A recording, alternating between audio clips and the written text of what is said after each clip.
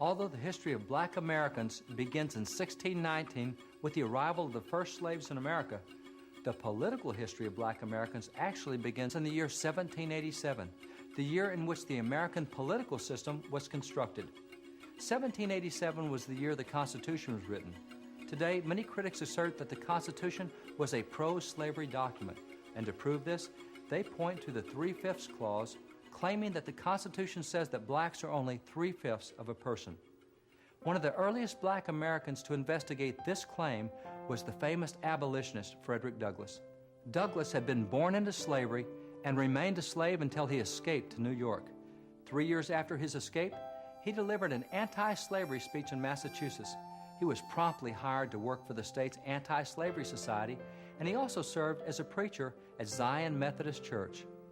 During Douglass's first years in freedom in the North, he studied at the feet of abolitionist William Lloyd Garrison, who taught him that the Constitution was a pro-slavery document. Douglass accepted this claim, and his early speeches and writings reflected that belief. However, Douglass later began to research the issue for himself. He read the Constitution. He read the writings of those who wrote the Constitution, and what he found revolutionized his thinking. He concluded that the Constitution was not a pro-slavery document, but rather it was an anti-slavery document.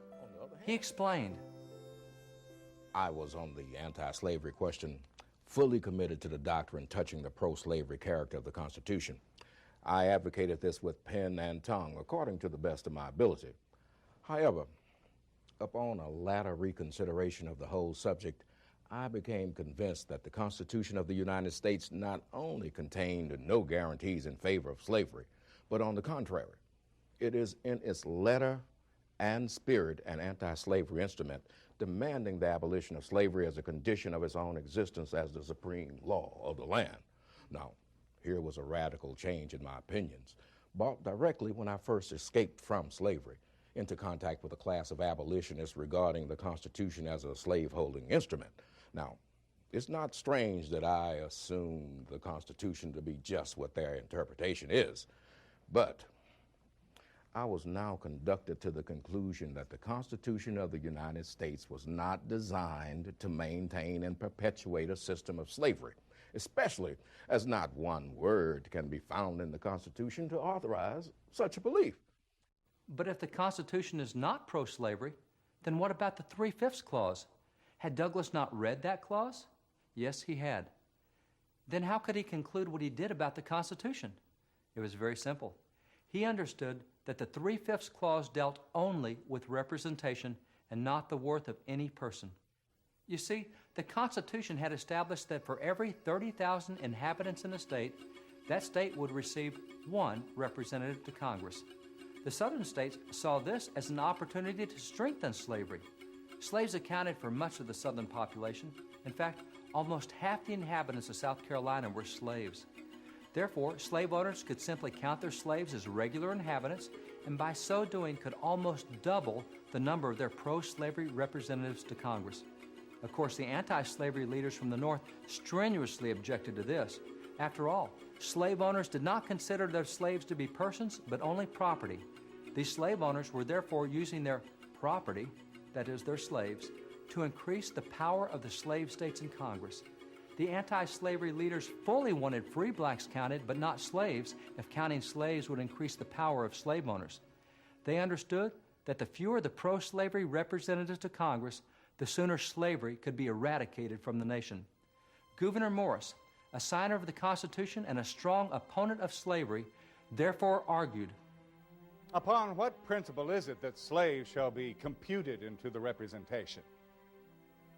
Are they men? Then make them citizens and let them vote. But the admission of slaves into the representation comes to this, that the inhabitant of Georgia and South Carolina who goes to the coast of Africa and in defiance of the most sacred laws of humanity tears his fellow creatures from his dearest connections and damns them to the most cruel bondage.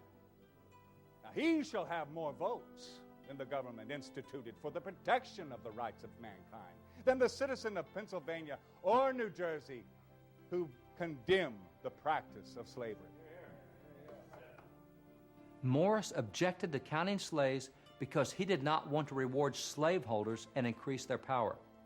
Another ardent anti-slavery delegate at the Constitutional Convention, Luther Martin, similarly explained, "No principle can justify taking slaves into calculating the number of representatives that a state should have in the federal government.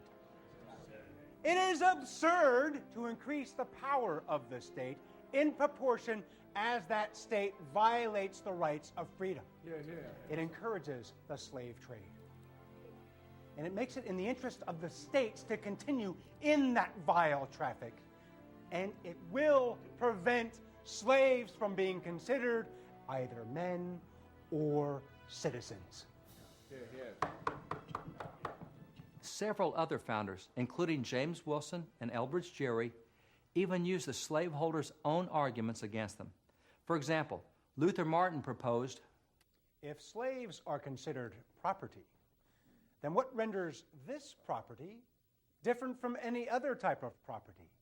That is, why should slaves as property be taken into account rather than horses, cattle, mules, or any other type of property?"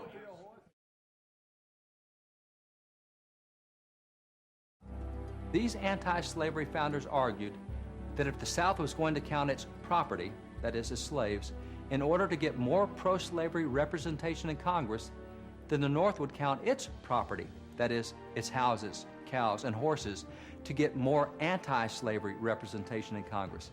Of course, the South objected just as strongly to this proposal as the North had objected to counting slaves.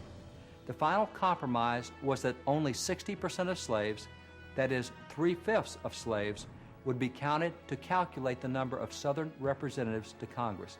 In other words, it would take 50,000 slaves rather than just 30,000 before slave-holding states could get a representative in Congress, thus greatly reducing the number of representatives to Congress from states with extraordinarily large slave populations. This, then, is the 3/5 clause. It had nothing to do with the worth of any individual. In fact, free blacks in the North and the South often were extended the full rights of a citizen and regularly voted, both in the North and the South. The 3/5 clause had to do only with representation. It was an anti-slavery provision designed to limit the number of pro-slavery representatives in Congress.